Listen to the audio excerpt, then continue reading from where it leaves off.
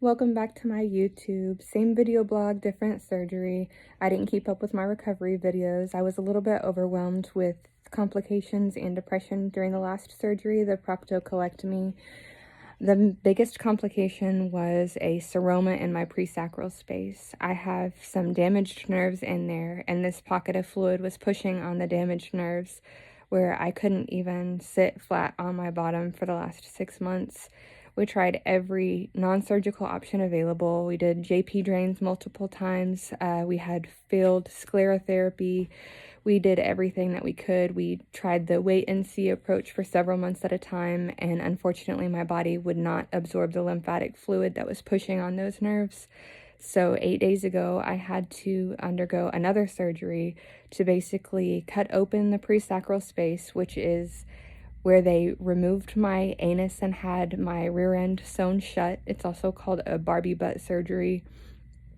Everything had just healed beautifully and was closed up, but they had to open it up to let that fluid out, and so that space can heal from the inside out, because the drains have been ineffective. Every time I had a JP drain in, I would have it for 2 weeks, and then the doctor would remove it, and the next day after removal of the JP drain, all the fluid would come back. Sclerotherapy is when they inject an irritant to aggravate the walls, so the walls would stick together whenever you have a drain in, and unfortunately that irritant hurt those nerves so badly that I couldn't have it left in. I had to suck it right back out as soon as they put it in.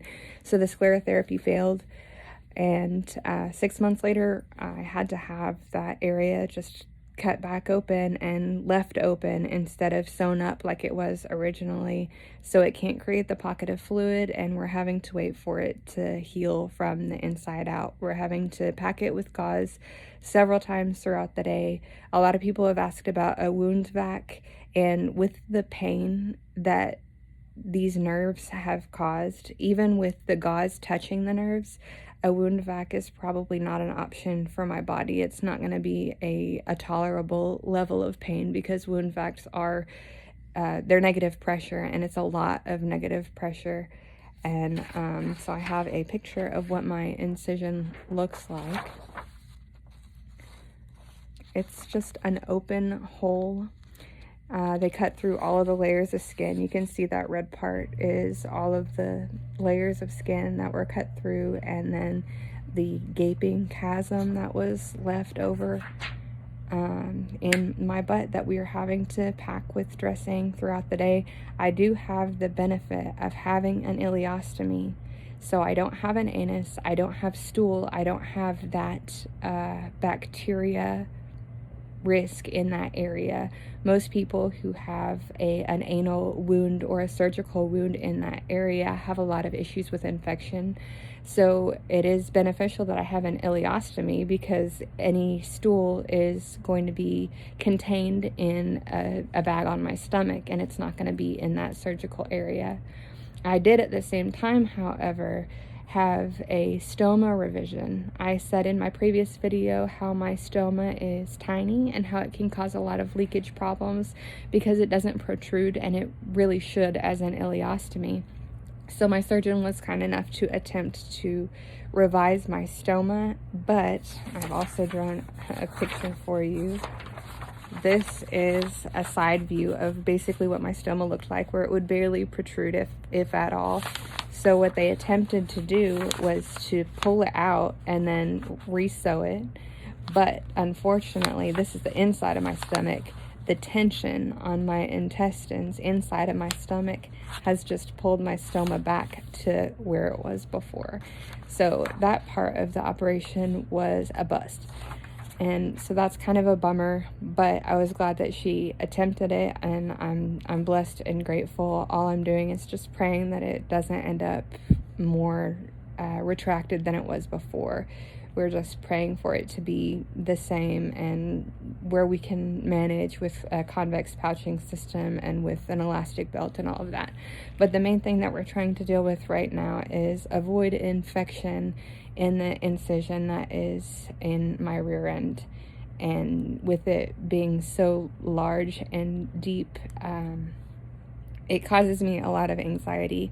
I'll fall asleep and forget that it's there, and then I wake up and I remember it, that there's this just gaping hole in my body that's open. It's not even sewn shut or stapled or anything like that, and it's just kind of bothersome. And with my level of OCD on cleanliness and things like that, it's created a lot of anxiety for me. And so I've been really trying to rely on God and trust in God to get us through it and to heal me quickly, even though we're not able to use the wound vac, because I know that that is a method that's used to speed up recovery, because it basically sucks the wound shallow and creates granular tissue. It's really the best way to go for a deep wound like that. And unfortunately, that's a route that I don't think that we can take based on the damaged nerves that are in there and how sensitive they are just to having the gauze pushed in and pulled out and pushed in and pulled out. So that's what we are dealing with right now. But my husband has been just immeasurably good and thorough and kind and tough, and he's just taken such good care of me. He's handling all of my wound care all by himself. We do have a home health nurse who's coming 3 times a week to check on things, to take measurements and everything like that, but all of my dressing changes throughout the day, that's all Daniel. I mean, I can't reach back there. I can't see back there. I have to be in a certain position for that space to be where gauze can be stuffed up in there. And so he's been just handling it and by my side, and I've been very grateful that I have somebody like that who's with me through this type of journey, because it is not fun at all. There's a lot of pain involved, and there is a lot of sterilization. There's just a lot. It's a full-time job taking care of this surgical wound, and I'm really thankful that I have somebody to be there with me to help me out with that. I don't know what I would do otherwise. So that's what we're going through at this moment, and I will try and continually send updates. I know I didn't do well on my last surgery. I ended up very depressed. I had some issues with medication side effects. I had the complications from the ileus, from the seroma, from the granulomas, but mostly it's been hard mentally not being able to live my life and just being at home, having to stand up for short periods or lay down and not sit, not go places that I would normally go. I've had to lay in the back seat of the vehicle because I can't sit down in a vehicle while we drive. So it's just kind of upheaved our entire life, and I'm ready to get back to it, and that's why we did this surgery, so we can try and get back to some sense of normalcy once I heal, where I can ride in the car, where I can work again, where we can see our family, we can go visit, we can just be back in the world and not trapped in this little healing bubble. And so that's where we're at. But I appreciate everybody's prayers. I know that I've had church after church after church, and friends and family and everybody thinking about me and praying for me, and it has been the most difficult time in my life, hands down. The last 6 months, but really the last 4 years. I went 3 years without eating solid food. So 3 years on a liquid diet with a lot of pain until the surgery, and then the complications from the surgery that caused 6 more months of pain and me being basically bedridden, to now having this secondary surgery where my guts are wide open, and we're trying to recover from that and heal from that and stay positive and try and trust God and remember that this is all part of His plan, and this is going to be my testimony. This is going to be something that I look back on, and I remember how much time I had to spend with God and how much I had to rely on Him just to make it through with the mental anguish of it all, not only the physical pain, but I mean how taxing it's been on our family, our whole family. and I'll just look back on it, and it's going to be over one day, and we'll be thanking God that it's over, and that I'm living a normal life, and that I'm hiking, and that we're seeing our family, and that we're doing the things that we want to do. We're moving out to 100 acres and having a bunch of goats, and we're going to be able to have the life that we want someday. We just have to get through this moment in time, and we have to rely that God is going to get us through this moment in time, and that it's only temporary. I have on my wall, I don't know if you can see it, but our daughter made it for me a very long time ago, and it's John 14:18, and it says, "I will not leave you comfortless, I will come to you." And I look at that every single day. I look at it, I recite Psalms 91 every day. I try to remember God's promises and remember that He's not going to leave me in this place forever. He's going to move through this, and it's going to be for His will and for His glory. And if anything, it's going to touch somebody else's life and bring them encouragement. It's going to bring somebody else through a time that they think that they're not going to get through, because there have been countless, gosh, I'm an ugly crier, sorry. There have been countless moments that I thought, I am not going to make it through this, either physically or mentally. I have just been so sure I'm not going to get through this. I'm not going to get healed. I'm not going to get better. But every one of those moments has passed. And I have been reminded that this isn't forever. And God does have me, and I can trust Him.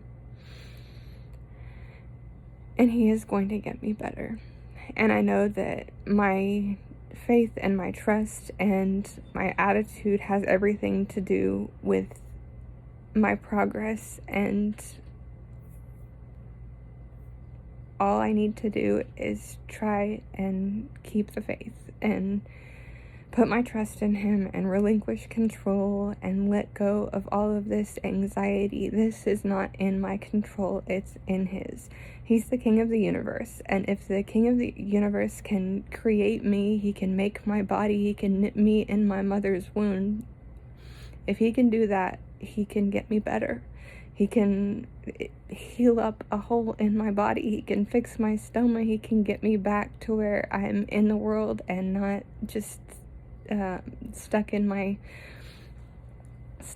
bed. I know He can do it, and I just have to let Him. And so that's all the crying for today. But I'll try to update everybody more frequently than I did last time, because it's been 6 months since I started my video blog. 6 months and 1 surgery, so we shall see. And one day, I keep saying, one day I'm going to give a comprehensive health history, like from surgery number 1 to surgery number 14, and all the organs that are gone, and all of the things that have happened, and how it all began, and everything over the last 10 years. It's just a lot, and things keep popping up, like, I don't know. Things keep popping up, and I haven't really put it all together, even in my head or in a video, or it's on paper somewhere, because I have to tell all my doctors my medical history. So, I don't know. One day. That'll be a really long video, though. This is basically 15 minutes of me just rambling and blubbering, but I wanted to do an update and get it out and try to get myself in a better headspace and remind me, if anybody, that I need to relinquish control and trust that I'm going to get through this. Anyway, thank you for watching. Goodbye.